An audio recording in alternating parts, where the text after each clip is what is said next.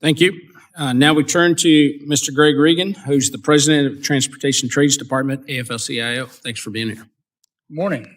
Thank you, Chairman Graves and Ranking Member Larson, for inviting me to testify at this committee's first hearing of this new Congress. You might pull your mic a little closer. A little closer. Yep. I'm Greg Regan, President of the Transportation Trades Department of the AFL-CIO. I'm speaking today on behalf of 37 unions who build, operate, and maintain our nation's transportation systems, whose members are on the front line of our freight network. This hearing occurs at a pivotal moment. TTD has long advocated for making generational and much-needed investments in infrastructure and transportation services to meet our growing freight and passenger needs. Because of the Infrastructure Investment and Jobs Act, there are already 7,000 projects underway that are putting Americans to work. That includes 3,800 bridge projects, improvements to nearly 70,000 miles of roads and highways, and the largest ever dedicated investment in our ports.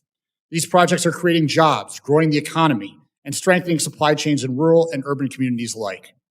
Just yesterday, the DOT announced the first round of mega grant recipients, and we learned that long overdue freight needs are being met nationwide. This includes $250 million for improvements to the Brent Spence Bridge, which facilitates $400 billion in freight movement annually. Another $150 million will go to replace the I-10 Calcasieu River Bridge in Louisiana, and that will include a workforce agreement to target jobs and training opportunities to underserved communities. Other IIJA investments in ports and rural communities will improve the efficiency and reliability of our supply chain, not just in major cities, but also in communities like Tell City, Ohio, Columbus, Mississippi, Sanford, North Carolina, and many more. Cities and towns represented by every single member of this committee will benefit from these investments. These projects are not only helping to meet the demand of our freight network through more modern and efficient transportation infrastructure, they're also ensuring that millions of workers will have higher wages and better benefits. This economic opportunity is possible because of the Biden administration's whole-of-government approach to supporting workers and creating good union jobs. Coupled with the CHIPS Act, the IIJA will also ensure our domestic manufacturing capabilities are resilient to sudden shocks or rapid changes in the global economy. Policies like Build America, Buy America in the law will significantly increase domestic manufacturing of iron, steel, and other manufactured goods. And the CHIPS Act will serve as an historic boost to domestic advanced manufacturing. But these investments and policies enshrined into our law over the past 2 years are only part of the picture. If we are serious about strengthening our national supply chain, we must also address the fundamental and structural problems that cause the crisis, which cannot be solved through investment alone.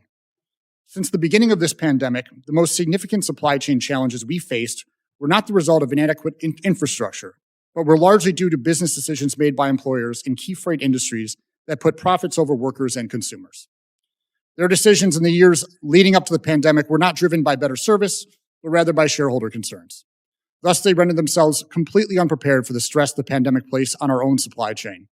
Even as the system came crashing down around them, freight companies continued to rake in record profits while your constituents paid the price. While my written testimony goes into much greater detail, I would like to highlight just a handful of examples for the members of this committee. In the years leading up to the pandemic and during its onset, the freight rail industry furloughed 45,000 rail workers, a staggering 30% of its total workforce.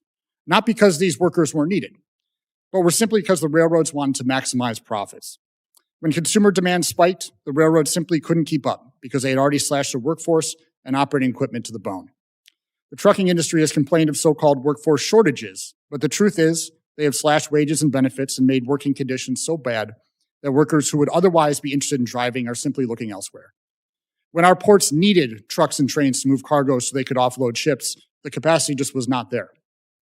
Elsewhere in the airline industry, some are pushing the same false narrative about workforce shortages with the goal of reducing pilot training requirements and boosting profits.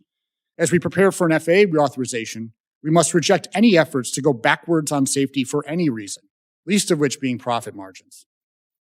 And in the maritime industry, the lack of a comprehensive national maritime strategy has left our country subject to the whims of the largely foreign-owned shipping conglomerates, since we do not have the sea lift capacity to meet our own export and import needs. We can loosen this chokehold and increase our competitiveness by supporting the construction and operation of Jones Act vessels, enabling U.S.-built, U.S.-flagged, and U.S.-crewed feeder vessels to carry a portion of America's trade will ensure a more resilient supply chain. Finally, pursuing a more efficient supply chain cannot be an excuse to eliminate or weaken longstanding labor laws such as collective bargaining rights, fatigue protections, training and qualification requirements, and others.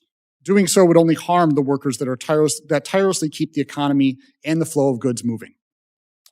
But it is the dedication and expertise of these workers, in addition to the investments that are currently being made, that give me the confidence that we will deliver a stronger and more resilient supply chain in the years to come.